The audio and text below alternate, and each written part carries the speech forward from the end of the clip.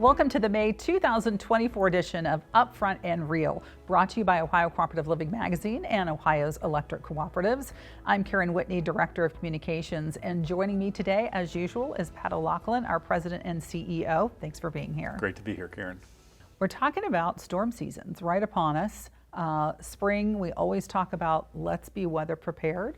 Let's be weather aware as well for safety.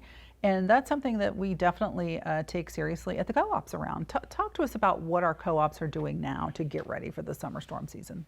Yeah, well, you're right. Summer storm season is upon us, and we know we're going to get some violent storms sometime through the spring and summer period.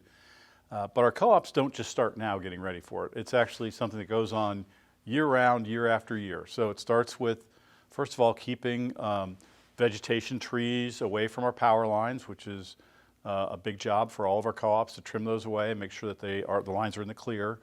And then it's inspection of our facilities, our poles, our wires. It's plans to rebuild the oldest parts of the system. Year after year, we're going through and constantly updating it to make sure that it's in as good a shape as it can be.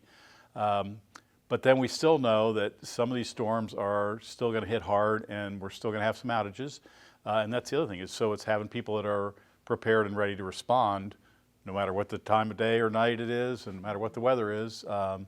Folks from your co-op are going to be there, and they're going to be looking out for you, and they're going to get out there and fix it safely and as quickly as they can.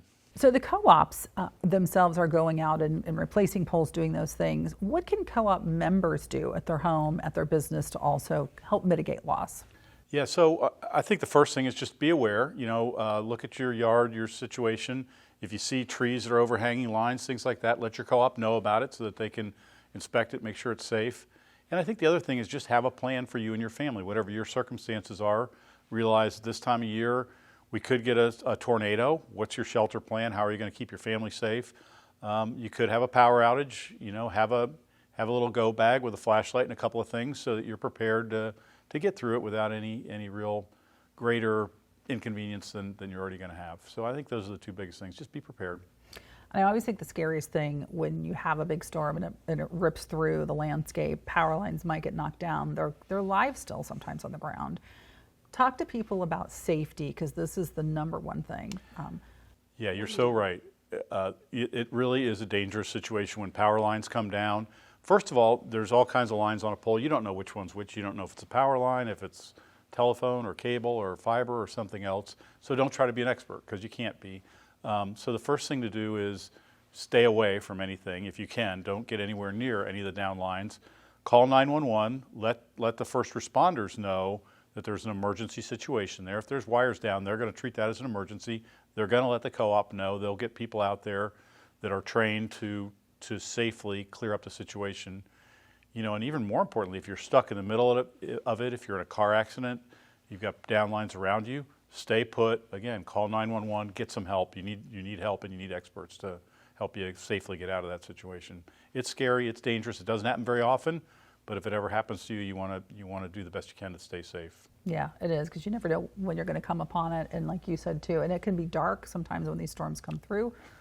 You don't see them. It's never nice. It's always dark, rainy, lightning, something bad's going on. That's right, yeah.